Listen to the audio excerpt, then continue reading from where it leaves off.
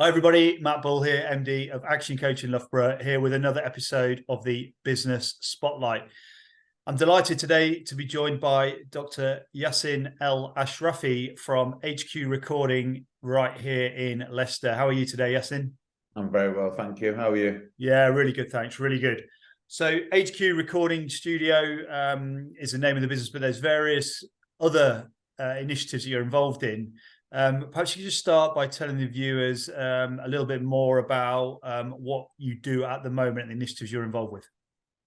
So what I do at the minute is we've got a HQ recording studio in Leicester, which is Recording Studios. I've got a record label, HQ Familiar, which is also an artist development company.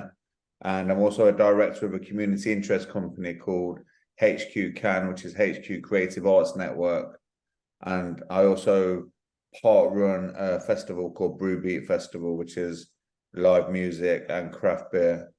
So I do quite a lot. Amazing.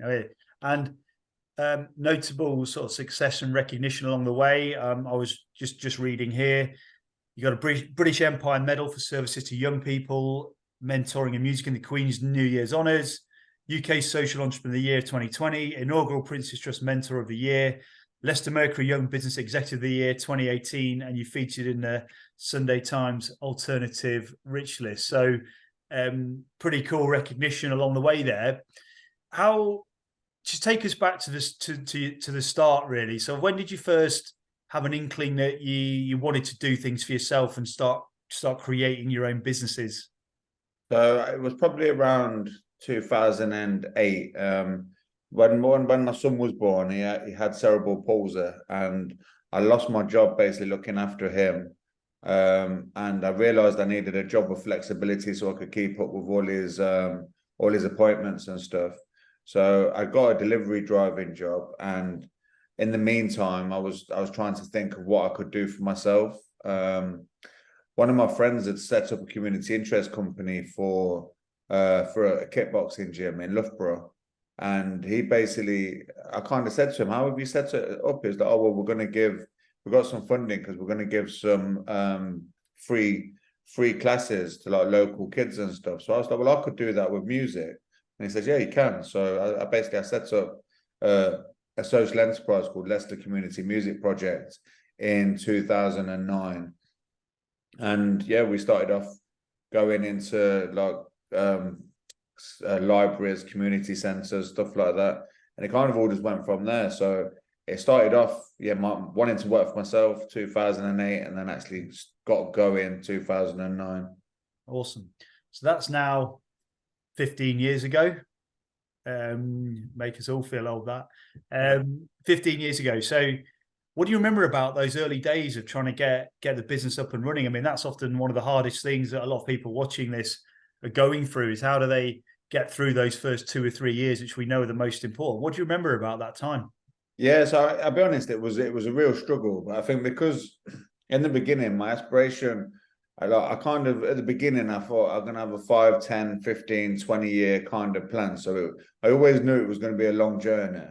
And like, I'll be honest, I was expelled from school. You know, I'd been a drug addict for 15 years. You know, so my education was pretty poor, and my self-belief wasn't even actually that high back in them days. So there was a lot of self-doubt, to be honest, in the early days, and it was a real struggle trying to finance the idea. You know, so I started off the business doing it in like dinner times and after work. And then eventually I took it to like part-time work, part-time business. And then eventually, so it was probably over the course of maybe 2 years before I could actually go full-time just on the business. So I always had to do other stuff as well.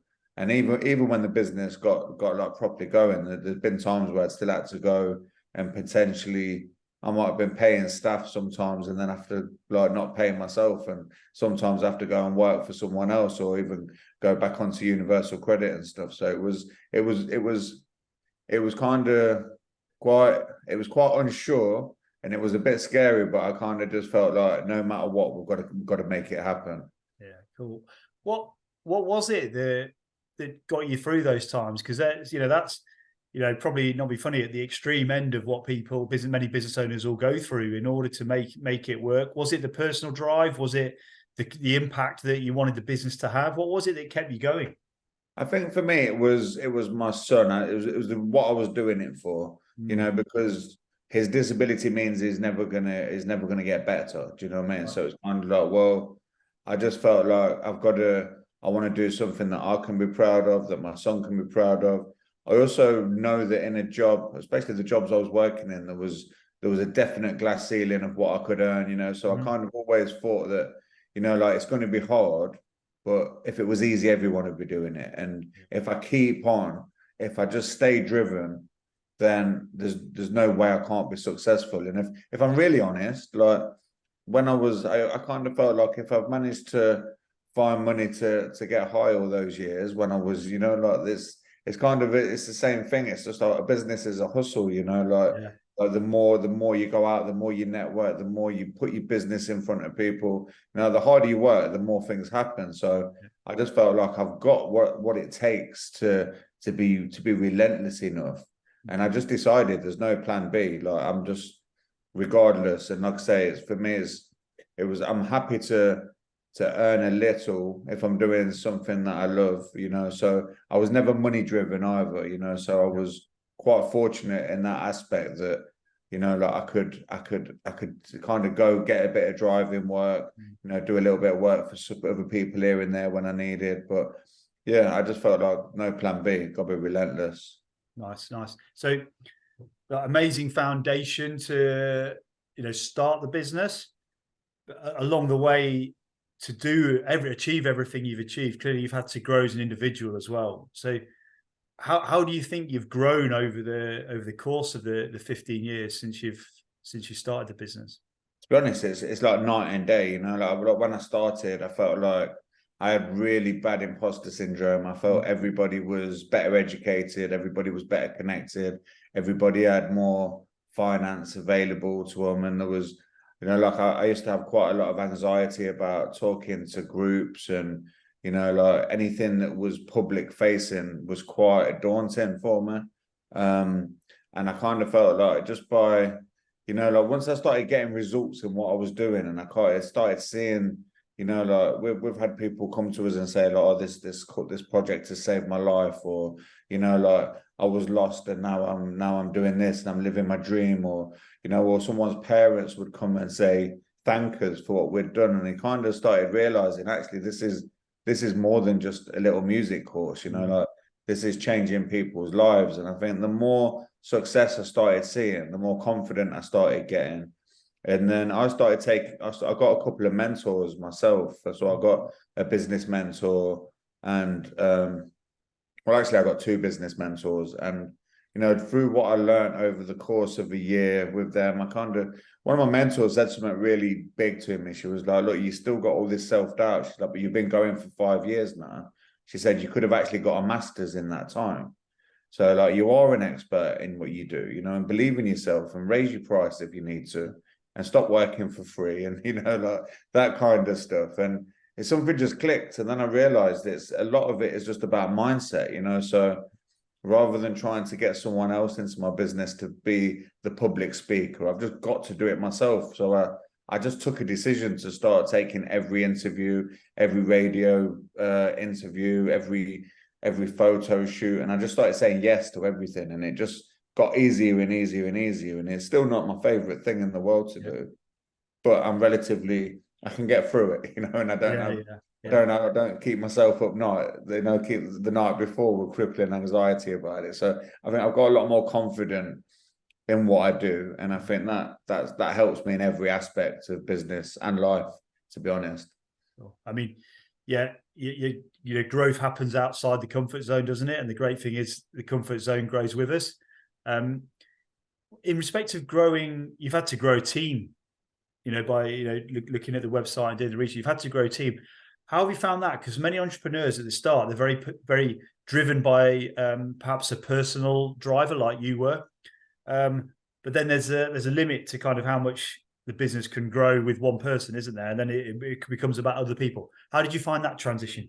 But it was really weird for us actually, because we started off with like, when I started the first business, there was 4 of us and we kind of treated it like equal partners. And then that business fizzled out after a few years because it weren't making enough money to sustain us all. And the other directors went and got full-time jobs. So then I was kind of back on my own again. And then I built a new team. And with that team, I think because that was built around my vision and it was people that I'd been working with who would come through my projects or they'd work with me in music and they kind of know what I'm trying to achieve. It was kind of a lot easier, you know. So I've got, we're like, there's 4 directors, 5 directors still, but everybody's on the same page. So it's weird because it's like we're a team and we're equals, but there's kind of like it's kind of, people know that I'm kind of like I'm leading it, and it's if I'm doing it, it's for the benefit of us all, and you know, everybody's behind what I want to do 100%, you know. And with the rest of the team, that's kind of free, they're mainly freelancers and artists. So that's a little bit, it's a bit of a changeable team because it's so big. There's like 20, 25 people in our collective, which is HQ Familiar.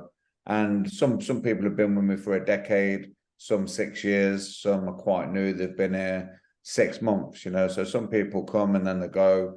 Like, the main thing for me is that if people are positive, they're ambitious and they're talented, I'm going to try and give them a chance and try and bring them in. Cool.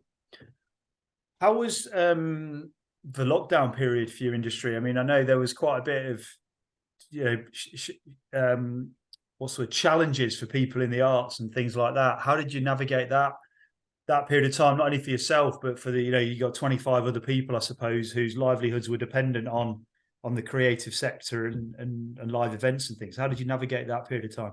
Yeah, so it was a really weird time, to be honest, for us, because it was like, in the beginning, it was like we didn't know what to do because we didn't know how long we were going to be locked down for. And I think as soon as we realized it was going to go on for a while, we just decided to come back, you know. And because we were working with people, some of the people that we were working with were classed as like high needs. We were able to still do certain sessions. So for the people that we could keep working with, we kept working with them. A lot of other people, we gave them stuff so we could work remotely, so like iPads and stuff like that. And then for the record label, I'll be honest, we kind of used the time because all the studios were empty and the media team was sat twiddling the fingers. We created loads and loads of music, you know, and music. We've got a project coming out this year that we made in lockdown, you know, like because we've been leaking them out. So in some ways, creatively, it was great. You know, it kind of gave us a chance to stop, create a load of music, take stock, and then come again. And I managed to tap into like a few different pots of funding. I got some jobs through the Kickstarter scheme. So I got like 9 people jobs. I started doing live streams so that we were still doing performances. I was doing live stream events. So yeah, it was a bit ropey in the beginning, and obviously not everybody. It was a hard time because not everybody wanted to come in and be around people. But we kind of set up basically a HQ bubble, and we said, look, if you need to be here, you know. And I'll be honest, I feel like HQ kept some of those young people sane through that crazy time, to be honest, and myself, you know, because it's like, you know, there's only so much time you can kind of sit at home before it starts getting a bit don't know, start feeling a bit too restricted. Yeah. What does the future hold for HQ Recording or the wider group for you? How do you see it evolving over the next 5 years or so? So for us, I feel like it's just kind of going from strength to strength. So like the label for the record label, you know, to start getting the artists like the more streams, you know, start earning more money through it, getting bigger festival bookings. The dream is to get a Mobo or a Brit within the next 5 years. So to really actually get, you know, kind of take it to the next level, like nationwide, international, that kind of stuff. For the studio, within the next 5 years, we want to have another facility, which is kind of like what we've got already. So we've got 3 studios here already in a media department, but we just need more space so that we can start doing more like surround sound and film audio and stuff like that in event space. So really for us, it's just about constantly progressing and always trying to outdo whatever we did the year before. You know, the aim is always to double the turnover each year, is to be able to put out more products each year and, kind of grow the individual business streams, because we've got like the media stream, the music stream, the performance stream, the community stream, and consultancy. So really just about taking all of them, just keep leveling them up. Cool. And for yourself, how do you see yourself having to grow or growing in the next 5 years to support that growth for the business? I think basically, like, I'm in quite a good position now, because I got the doctorate from DMU this year, and obviously with all the other different awards and stuff, I'm really well connected into I suppose, the business community, but also into the music industry. So for me, it's just about, keep learning, keep progressing, and I suppose just taking myself from like my earnings to the next level, but my business to the next level. And I suppose the main goal is always to be sustainable, but then it's to be thriving and not surviving. We want to be thriving. We want to be, have a bigger team, have a bit more stability for them. Maybe a bigger team that's actually on like full-time contracts, maybe, rather than so much freelance, that kind of stuff. But yeah, just to keep progressing, really. Nice. Okay, final question I ask everybody, and you'll laugh at this one, I'm sure. What advice would you give the 18-year-old version of yourself?